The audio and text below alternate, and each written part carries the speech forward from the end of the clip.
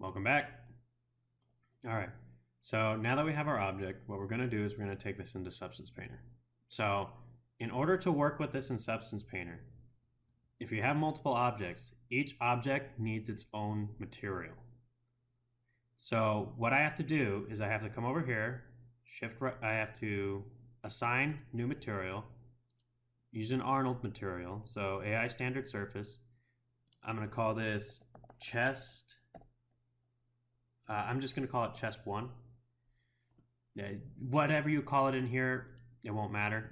So what I'm going to do is I'm going to come over here and I'm going to add another material and call it just a AI standard surface. And I'm going to call it chest 2. So now what I do is, since I have these two objects unwrapped, I'm going to select them both. I'm just going to select them both. I'm going to go to File, Export Selection. Make sure it's an OBJ. I'm going to call it chest. I'm going to replace this one. So now that I have that done, what I'm going to do is I'm going to open up Substance Painter. I'm going to go to New, Select, and I'm going to go to Chest. So I'm going to open this up. I'm going to work in a 1024 size. This is going to be your UV map size. Now, the important thing here is under UV tile settings, you're going to hit use UV tile workflow, and you're going to come over here and you're going to hit preserve UV tile layout per material. So what this does is it allows you to create UV tiles based on the material. So now you're going to come down here, you're going to click OK. I'm going to discard whatever changes I have here. Now it's loading up. So now here's my image. So now what this does is, as you can see over here, because I'm working up here, this is going to be my, I can turn this on and off, and I can work on the individual objects themselves. So I'm going to turn off this one, and I'm going to actually call this one lid.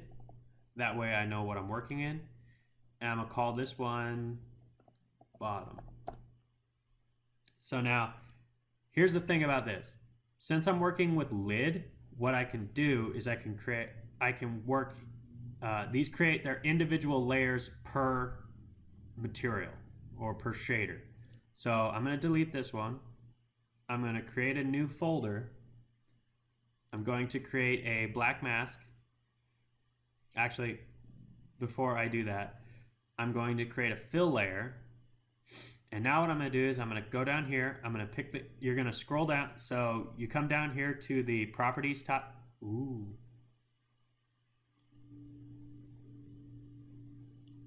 There we go. You come back down here to the properties and you're going to scroll down and you're going to find base color and pick the color. I want to do more yellow. There we go. So let's say I like that color. I'm going to come over here. I'm going to add a black mask. So you want to work with masks in Substance Painter, just because it makes things easier for separating your materials. So I'm going to go to Polygon Fill. White, remember, white is for masking, white is on, black is off. White is visible, black is invisible. So I'm going to go to UV Chunk Fill. And since I'm working with the wood, I'm going to select the UV chunks that I want. First, I'm going to change this to base color. That way I can see what's going on. And I'm going to select the UVs that I want to be wood. Now, you can also come over here and do that. So if I come over here, say I know what this is, I can just click over here and select the UVs that I want to be wood. So now that's off. Now, what I'm going to do next is I'm going to go to Polygon Fill, and I'm going to turn this off because I modeled this in a way that I knew where I was going to separate the materials. So I'm going to turn this off. So I'm clicking and dragging. I'm turning the mask off here, or turning it on. And there we go. So now I know I have the wood material separated from the next material that I'm going to call. So I'm going to call this folder wood. I'm going to come over here. I'm going to create another folder. I'm going to add a fill layer. I'm going to make it my metal. So let's do this. And I'm going to call this metal. And I'm going to add a black mask. And now what I'm going to do is I'm going to go to UV chunk fill, and I'm going to select the UVs that I know are going to be metal.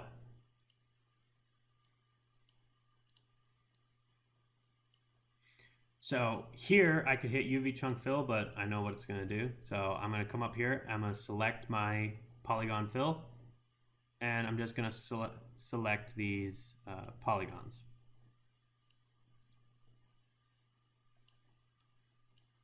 So now, if I was to work in this, there we go. That's all separated out. So I'm going to come over to my wood, and I'm going to create a new, this is a paint layer. So I'm working with my paintbrush now. So whenever I paint, I'm sorry, I'm working on kind of a potato. So if you see any tearing in the screen or any weird GPU stuff, that's what it is. So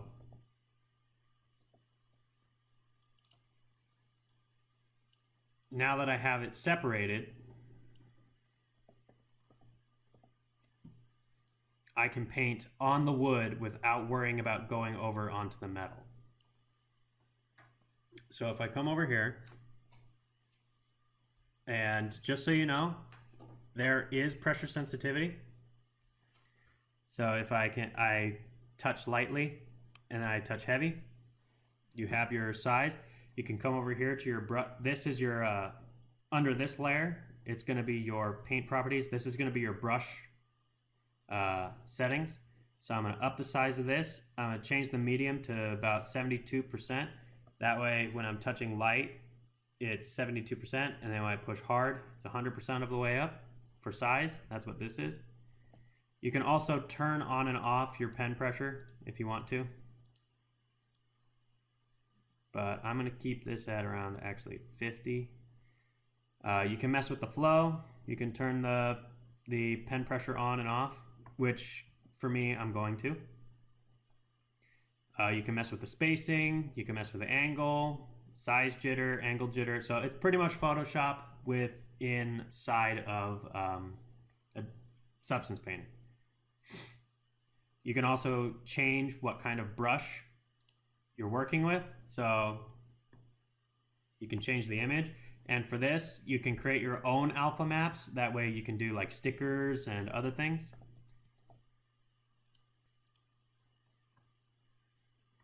There we go, shape.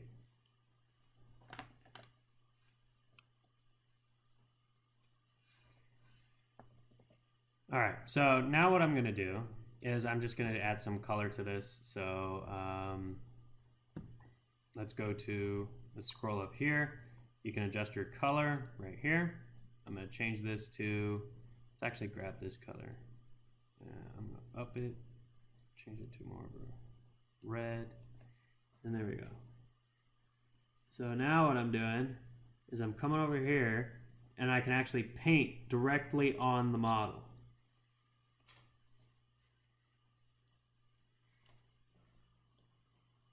So this is what's really powerful and fun about Substance Painter, is you can come over here and you can directly paint on the model. The other thing you can do is you can come over here and anything that you've painted, you can see. And also what I could do is I could just come over here and I could paint on this side.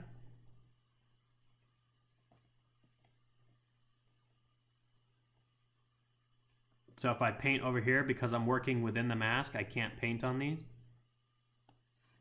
So I'm going to paint over here, and I'm just going to fill this in. So now everything that I painted over here shows up over here. Okay. Oh, I missed something.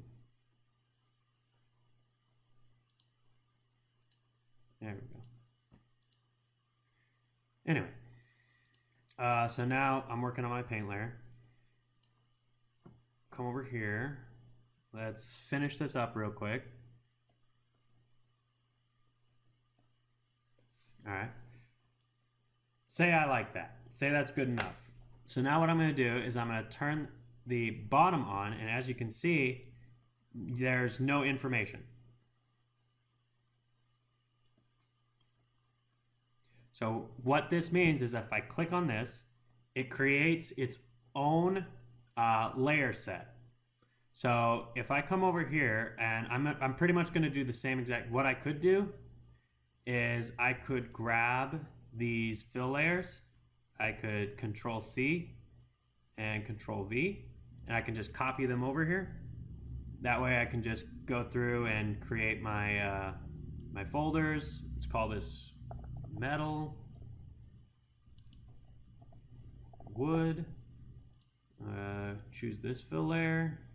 I'm going to put this in the fill layer. I'm going to turn this one off. And I'm going to add my black mask. And I'm going to go through and do the same exact process that I did previously. So I'm going to click on this. There we go. I'm going to go through and I'm going to select all the things that I know are going to be metal. I'm going to come over here because it's faster. So now if I'm not sure about what's going on inside, I could come into here. Okay, so what I'm going to do is I'm going to go to polygon fill and I'm going to just select these polygons up here because I know they're going to be metal. Now because I didn't model in the size, I can't just polyfill and create this. So now what I'm going to have to do with this is I'm going to have to hand paint that color in. But for the sake of this demo, I'm not going to. So now I'm going to go over to wood and I'm going to add a black mask. And I'm just going to select that. I'm going to turn it on, of course. And I'm going to select the UVs that I know are going to be wood. So just think of these as like layers in Photoshop. That's really all they are. So now that I've got those done, say I'm happy with this. So what I'm going to do now is I'm going to go to File, Export Textures, and I'm going to make sure that I'm going to reset this. And what I'm going to do is I'm going to make sure I go to my project. I'm going to put it in Images. I'm going to select the folder, make sure this is PBR metallic roughness, save it as a PNG. Now, here's where things are going to get important. Do not put this at dilation infinite. Put this at dilation plus transparent. And with what dilation is it's the padding. So with padding, right here under padding, so with padding, this is what we did in Maya. So if I go back into Maya, I click on UVs, and I go to the, not the unfold, the layout. So that's what this was. So I can use this padding right here to copy over into there. So I'm going to put this at 10.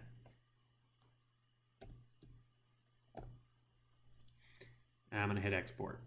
So actually what I'm going to do is I'm going to go over here and I'm going to turn off all these other maps because the only map that I've got currently is color. So I'm going to go over to bottom, turn off everything but color. I'm going to go to lid and I'm going to turn off everything but color. Now what I'm going to do is I'm going to click export. So what it's done is it's grabbed both those images and exported them. So if I go over to my my project, I'm going to go to images and I'm going to select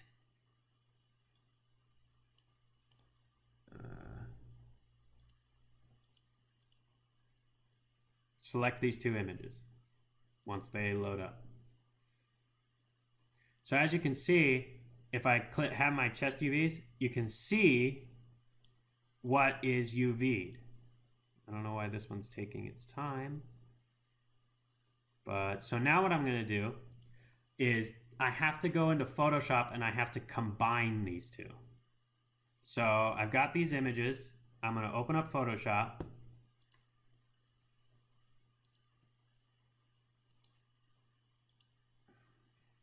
I'm going to open this up.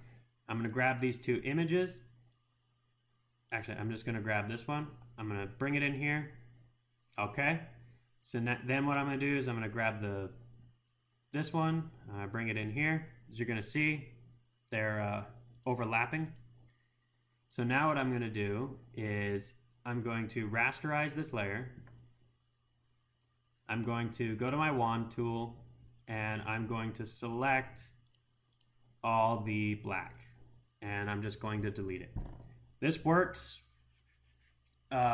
There's other ways to do it, but this is the fastest way for me personally. So now that I have that done, what I'm going to do, I'm going to hit save as. I'm going to save it as a PNG and I'm going to call this chest color, or I could call it chest albedo or chest underscore COL. That's what I'm going to call it. So I'm going to save it, just save it as a large file, lower this, lower that, close this, lower that. Now I'm going to go back into Maya. So if you remember, we put two materials on here.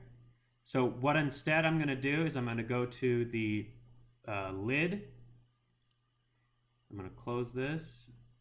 I'm going to open up my Hypershade. I'm going to go to chest.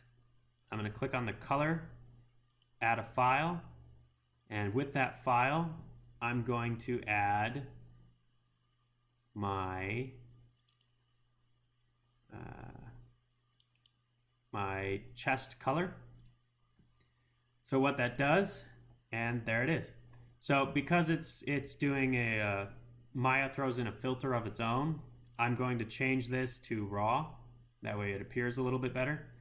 And now what I'm going to do, because these two share a map, these two can share a material. So I'm going to add existing material, chest 1, and there we go. So now they share the same map, same UV space, same colors. So that's how you color multiple objects in Substance Painter. You have to export them together, but with two different materials. That way you can work individually on each one.